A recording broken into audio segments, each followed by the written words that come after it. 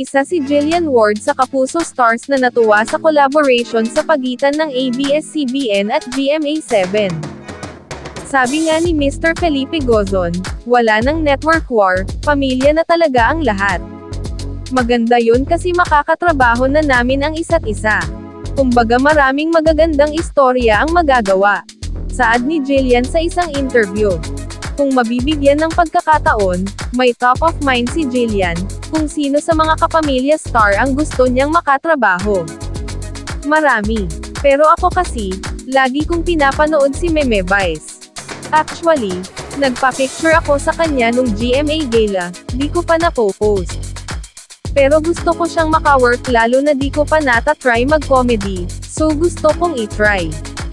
Marami ng kapuso stars ang nag-guest sa It's Showtime tulad ni Bianca Umali, Barbie Forteza, Sania Lopez, at Julian San Jose. Gusto rin ba ni Jillian na makasalang sa Kapamilya Noontime Show? Sagot ng 18-year-old actress, actually, gusto ko. Last time dapat magi-guest ako, kaso nagkataon na may taping, may ibang events. Abangan natin yan. Basta na-e-excite ako. Bali-balita rin na isang kapamilya actor, ang makakatrabaho ni Jillian sa isang pelikula. Ayaw pang magbigay dito ng detalye ng young actress, pero pahapyaw siyang nagkwento na, sa ibang bansa kukunan ang nasabing pelikula. Abangan nyo. Basta something different siya, lalo na first movie ko bilang dalaga na talaga. Sa totoo lang kinakabahan ako, pero excited ako, pahiwatig ni Jillian. Dagdag niya, sa shooting, medyo naghahanap pa ng tamang schedule, lalo na di siya sa Pilipinas i-shoot. Inamin ni Jillian na si Coco Martin ang kanyang showbiz crush, nang mag-guest siya sa isang TV interview.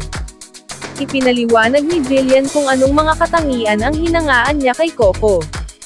Actually, nung bata pa ako, crush ko na si Sir Coco.